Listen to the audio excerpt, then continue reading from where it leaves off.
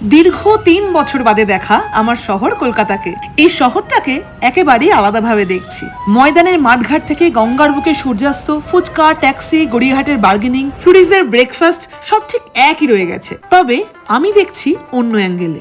ওই হয় না ৩ বছর বাদে বাড়ি ফিরে ওই ১০ বছর ধরে পরা ছেঁড়া জামাটা যেভাবে কমফোর্ট পাই, ঠিক সেই রকম শান্তি এখানে। প্রচুর বিদেশি বা অন্য রাজ্যের মানুষেরা ভিন্ন ভাষায় অনেক ব্লগ করেছে কলকাতা নিয়ে। তবে এটা যে আমার বাড়ি, ওখানেই বেড়ে ওঠা, পড়াশোনা, চাকরি, প্রেম সবকিছুই। চলো আমার হোম কামিং ব্লগটা তোমাদের কেমন লাগবে দেখো তো। বেঙ্গলি গার্ল ইন কানাডা, এই নামটার মধ্যে যেমন একটা কানাডা আছে তেমন একটা বেঙ্গলি গার্ল আছে এবং বেঙ্গলি গার্লের ঘর হলো কলকাতা। তো এবার এই কলকাতা শহরটাকে বহু মানুষ বহু রকম ভাবে দেখিয়েছে। তো সেই কলকাতা শহরকে আমরা 1 মাসের ছুটিতে এসেছি, তার মধ্যে একদিনই সময় পেয়েছি নিজের মতো করে ঘুরে দেখার। এবং আমরা ছোটবেলা থেকে যে যে জায়গাগুলোতে বেশি গিয়েছি, যে জায়গাগুলো আমাদের কাছে ইম্পর্টেন্স এবং যে জায়গাগুলোর সঙ্গে অনেক গল্প জুড়ে রয়েছে, সেগুলো আজকে আমরা ঘুরে দেখবো এবং তোমাদের সঙ্গে শেয়ার করবো। চলো, তো অলরেডি আমাদের যাত্রা শুরু হয়ে গেছে এবং কলকাতা শহর সেই যাত্রা। তো শাগনিক গাড়ি চালাচ্ছে এবং আমি আজকে সুন্দর করে একটা শাড়ি পরে নিয়েছি। তার কারণ হলো কলকাতার সঙ্গে শাড়ি ছাড়া চলে না। 2016-র একদম শেষের দিকটা, তখন শীতকাল।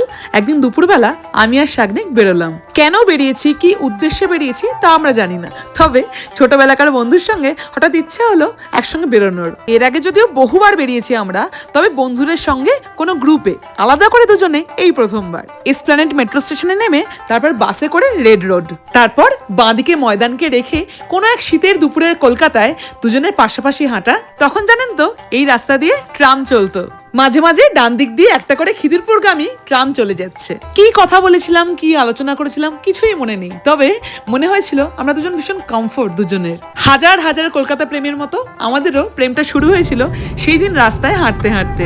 এবার মনে হচ্ছে প্রাণের শহর কলকাতা, সেই ট্রাম লাইন, সেই ময়দান যেখান দিয়ে আমরা হাত ধরে হাঁটতাম, কত হেঁটেছি, আমাদের প্রেমের শুরু। একদম সবকিছুর সাক্ষী, প্রেমের সবকিছুর সাক্ষী এটা। এই শহর আমাদের সব প্রথমের সাক্ষী, তাই তো? সব প্রথমের সাক্ষী, একদম সেই ময়দান। সিরিয়াসলি দারুণ লাগছে, দারুণ। এইখানে না আসলে কলকাতার ফিলটা পাওয়া যায়। এক্স্যাক্টলি, হ্যাঁ।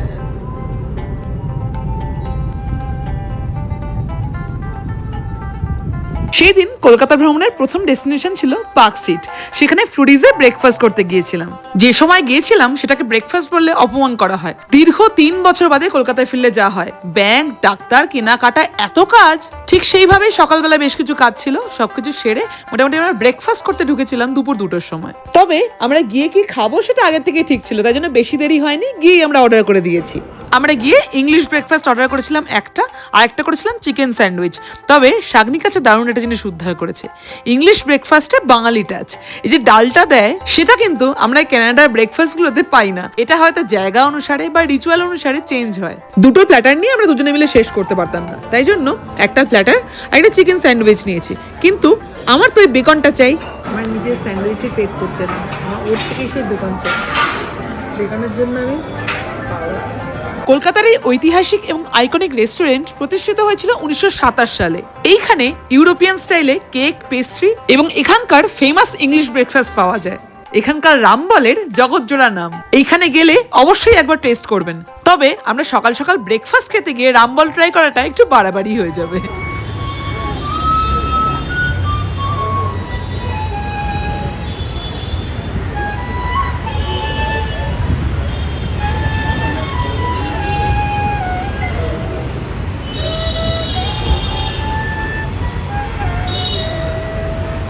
এই দাদাকে ছোটবেলা থেকেই দেখছি, ফ্লুরিজের সামনে সুন্দর করে বাঁশি বাজায় এবং সঙ্গে নানা রকমের বাঁশির পসরা নিয়ে বসেন।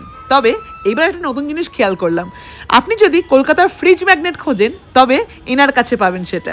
100 টাকা করে ফ্রিজ ম্যাগনেট এবং প্রতিটা নতুন নতুন গল্প বলে। কলকাতার নস্টালজিয়া ভরে ভরে পাবেন ফ্রিজ ম্যাগনেটে।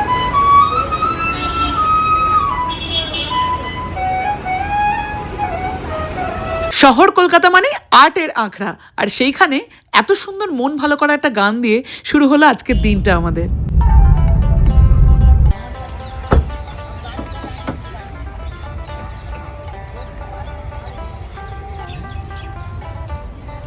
আমার চেনা কলকাতার নানা দিকে নানা ফ্লেভার, যেমন ফ্লুরিজে ইংলিশ ব্রেকফাস্ট দিয়ে শুরু হলো, তারপর চলে এসেছি একদম সিধা ময়দানে। এইখানে মোটামুটি আমাদের প্রি ওয়েডিং শ্যুট থেকে শুরু করে আমার ফটোগ্রাফি সেশনের সময় যখন ফটোগ্রাফি শিখতাম সেখানে পুরো ছবি তুলতে আসতাম। ঠিক পিছনটা দেখা যায় এই ভিক্টোরিয়াটা, আর সামনে এই ময়দানটা। এবং এখানে আমাদের প্রচুর স্মৃতি, আমি আর শাগনিক বহুবার এসেছি এখানে। তাই জন্য ভাবলাম কলকাতার ফ্লেভার নিতে হলে একটুখানি ময়দানটা তো ঘুরে যেতেই হবে।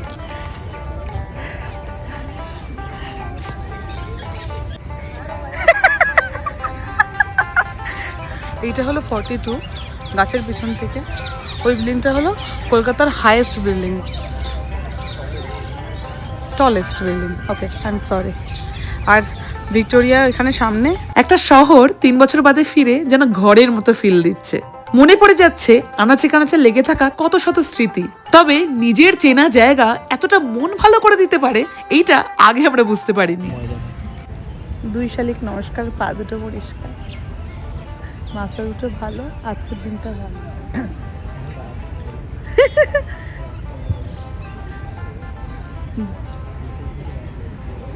ফ্রেমে যাদের জন্য ক্লিকটা শুরু করেছিলাম তারা সরে গেছে, এখন অন্য। ওরে বাবা, 4টে শালিক হলে কি হয় জানি না।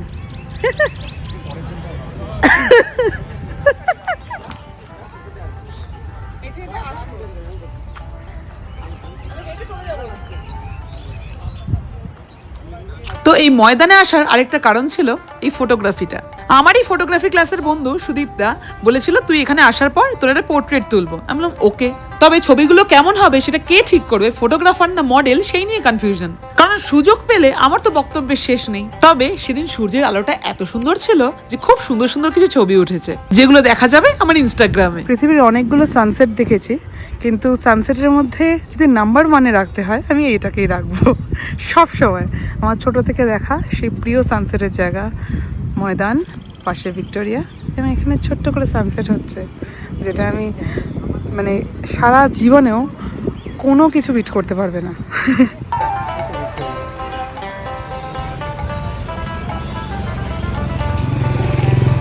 সামনেই এই হলুদ ট্যাক্সিগুলো দেখা যাচ্ছে, ওইখানটা হলো ভিক্টোরিয়া মেমোরিয়ালের গেট। আমরা কত দিয়ে যাবো?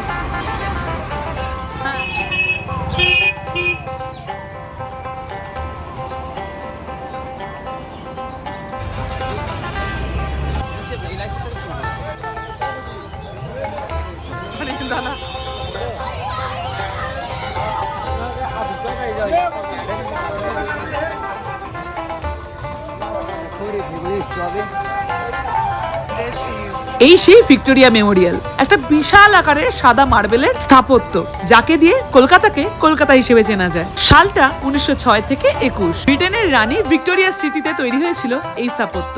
Cheers to Kolkata trip, Kolkata and ভাঁড়ের চা। এইবার কমপ্লিট হচ্ছে কলকাতা ট্রিপটা।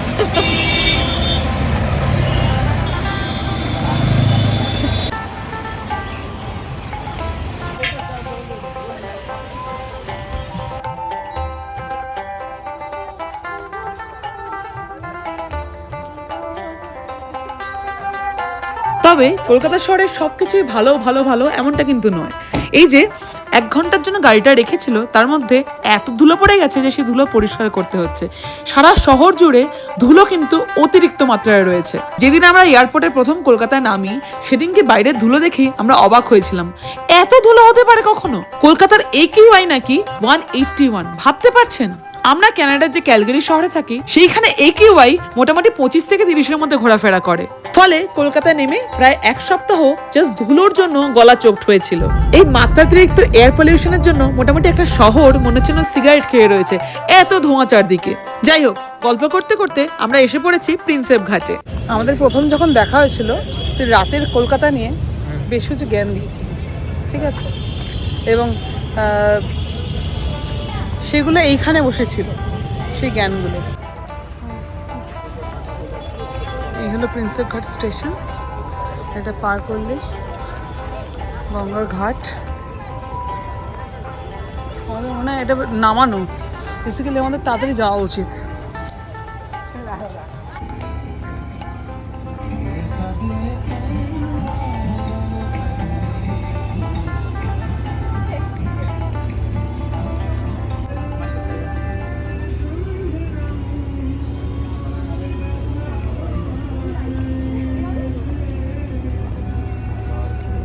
কলকাতার অতিরিক্ত জ্যাম, পলিউশন সবকিছু ছাড়িয়ে যখন প্রিন্সেপ ঘাটের মধ্যে আপনি ঢুকে পড়বেন, তখন অন্য একটা শহর, অন্য শহর কলকাতা। শান্ত, নরম, সুন্দর সুন্দর গান চলছে। আর এই পড়তি আলোতে যখন এই গঙ্গাবক্ষে নৌকাগুলো বয়ে যায়, তখন অনেক স্মৃতি একসঙ্গে ভেসে ওঠে। কি সুন্দর সুন্দর দিনগুলোর কথা মনে পড়ে যায়। একটা সময় ছিল যখন জীবনে এতটা তাড়াহুড়ো ছিল না। অফিসের পর আমরা দেখা করতাম এইখানে এসে, ঘন্টার পর ঘন্টা গঙ্গার পাড়ে বসে সুখ দুঃখের গল্প করতাম। সময় কিভাবে কেটে যেত, তবে মন হালকা হতো অদ্ভুতভাবে। বহুদিন বাদে আমাদের সেই চেনা জায়গায় গিয়ে কত শত মেমোরি মনে পড়ে গেল। তাই জন্য থমকে গেলাম হঠাৎ করে। জীবনটা চাইলেও সেই দিনের মতো এত সহজ হবে না আর। কলকাতায় এসে ভাড়ের চা, ক্যাফের কফি অনেক কিছু ট্রাই করবেন, কিন্তু স্পেশালি এই যে লেবু চা, যেটা ময়দান, রবীন্দ্র সরোবর, প্রিন্সেপ ঘাট, যেখানে খুশি জায়গায় সব জায়গায় পাবেন, এটা কিন্তু অবশ্যই ট্রাই করতে হবে একবার। এটা হলো আসল ফ্লেভার, অসম্ভব রিফ্রেশিং। অলরেডি সন্ধে নেমে গেছে, এইবার কেনাকাটা করতে হবে, তাই জন্য গন্তব্য গড়িয়াহাট। কখনো গড়িয়াহাটার মোড়, নন্দন চত্বর, বাস স্টপে অপেক্ষায়। আমি দেখেছি তোমায়, তুমি দেখেছো আড়াল থেকে, ভালোবাসা ছিল চোখে। মায়ের বকুনি অসহায়, চিঠি লেখা খাতায়, বুক বেঁধে কোন সুখে। বন্ধু আমি দাঁড়িয়ে আছি কলেজের গেটে অপেক্ষায়, চিঠি হাতে কত কথা লেখা তোমায়, একটু হলো পড়া খুলে, ভালোবাসা যদি নাই বাঁধিলে, তবু আমি থাকবো অপেক্ষায়। সবাই বলে প্রেমের শহর নাকি কলকাতা, আর প্রেমের মরশুম মানে ভ্যালেন্টাইন্স ডেতে কলকাতায় এসেছি। দক্ষিণাপনে ঢোকার আগে কি সুন্দর বানিয়েছে পিছনটা, আমি ভাবলাম তোমাদেরকে দেখাই, চলো।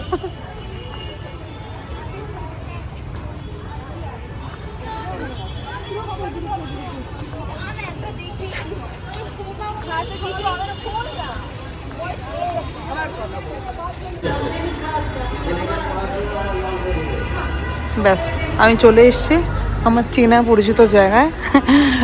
এইখানটা না এলে আমার এই ইন্ডিয়া ট্রিপের পুরো কোনো পয়েন্ট নেই বেসিক্যালি। দাঁড়া, এইদিকে মনে আছে এই দোকানটা, এই দোকান থেকে আমি যে শাড়িটা পরেছি সেটা কিনে দিয়েছিলি তুই আমাকে। ইয়েস, আমি চারটি শাড়ি কিনবো ভাই, পারছি না লোভ সামলাতে। আমরা মাত্র 1 মাসের জন্য ছুটি নিয়ে গিয়েছিলাম, না হলে শপিং করার জন্য অনেকগুলো জায়গা রয়েছে, যেমন গড়িয়াহাট, যেমন এসপ্ল্যানেড, যেমন হাতিবাগান, যেগুলো আমরা কভার করতে পারিনি। এত কাজ শেষ করতে করতে কখন যে সময় কেটে গেল, কলকাতা থেকে ফেরার আর মাত্র 5 দিন বাকি ছিল, তাই জন্য চলে গিয়েছিলাম দক্ষিণাপনে। দক্ষিণাপনে মোটামুটি যখন বন্ধ হয়ে গেছে সব ঝাঁপ পড়ছে এক এক করে, সে সময় এসছি। এসে যাবতীয় শাড়ি, যা যা পছন্দসই ব্লাউজ ছিল, এইখানে হলো এটা একটা দোকান যেখানে ছোটোবেলাতেও আসতাম, এখান থেকে সব করিয়ে নিয়েছি। এবার আমি হ্যাপি, আমার জন্য মোটামুটি এখন দোকানটা খুলে রেখেছে, বেশ অল্টার চলছে, সব দোকান বন্ধ। বাট কলকাতার পর লাস্টে এসে আমার শপিংটাও ঠিকঠাক জমে গেল। দক্ষিণাপন যে 8:30টায় বন্ধ হয়ে যায় সেটা একদম ভুলেই গিয়েছিলাম। যাই হোক, গিয়ে পৌঁছেছিলাম আমরা 8:05-এ। তো তার মধ্যে শাগনিকের কল এসেছিলো অফিসে, তার জন্য ও অফিসের কলে ব্যস্ত ছিল। তার মধ্যে আমি 7টা শাড়ির সঙ্গে ম্যাচিং ব্লাউজ কিনে সেগুলো অল্টার করতে দিয়ে তার মধ্যে শাড়ি, জামা, লং স্কার্ট, কুর্তি সব কিনে ফেলেছিলাম। আমরা যখন বেরোচ্ছি পুরো দেখে সব দোকান বন্ধ করে দিয়েছে, দোকান খালি করে দিয়েছে। 8 ঘন্টায় যা করে ফেলেছি বেচারা। শাগনিক একটুখানি অফিসের কল এসেছিলো, তার মধ্যেখানে যা সব করে ফেলেছি। দোকান বন্ধ কেন? ও ওদিক দিয়ে তো, হ্যাঁ সরি, ভুলে গেছি। আমি 8টা থেকে 8:30টার মধ্যে শুধু জিনিসপত্র কিনেছি তা নয়, ড্রেস কিনেছি, লং স্কার্ট কিনেছি, শাড়ি কিনেছি, ব্লাউজ কিনেছি, সব কিনেছি। তার মধ্যে যেটা করেছি সেটা হলো ব্লাউজগুলো সব অল্টার করিয়েছি, 7টা ব্লাউজ, এবং সব কিছু করিয়ে দক্ষিণাপন বন্ধ করিয়ে তারপর ফিরছি।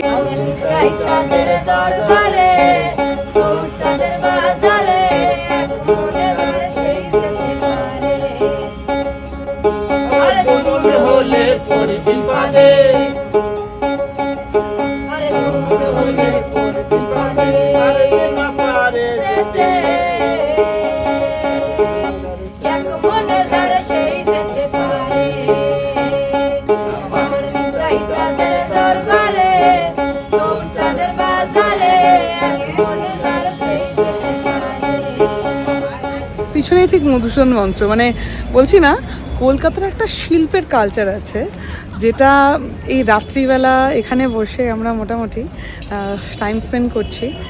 দুপাশে দু ধরনের, একদিকে গান গাইছে ভাটিয়ালি গান, আর একদিকে ওয়েস্টার্ন মিউজিক চলছে। সব কিছু মিলে কলকাতার এই পার্টটাকে খুব কম লোকে জানে। যারা বাইরে থাকে, বাইরে থেকে এসে কলকাতায় ব্লগ করে, এবং যারা কলকাতায় বড় হয়েছে তাদের দুজনের ব্লগের মধ্যে এইটুকু পার্থক্য থাকবেই। এই ফ্লেভারগুলো ভীষণ মিস করি। এই ক্যালগারিতে থাকি যখন, মানে কানাডার একটা নিজস্ব সত্তা রয়েছে, বিদেশ মানে সব কিছু প্রফেশনালিজমে সব কিছু ঘড়ির কাঁটার সঙ্গে সঙ্গে চেঞ্জ হয় একেবারে, একদম টাইম টু টাইম। কিন্তু টাইমের বাইরে গিয়ে যে একটা নিজস্বতা রয়েছে, একটা শিল্প রয়েছে, সেটাই কলকাতা না এলে এই ফ্লেভারটা পাই না। আমার বন্ধু চিকন কালিয়া দেখো আসিয়া, আমি কেমন আছি পরের ঘরে তোমার পাশরিয়া, কেমন আছি আমি কেমন আছি পরের ঘরে তোমার পাশরিয়া, দেখো আসিয়া আমার বন্ধু চিকন কালিয়া দেখো আসিয়া।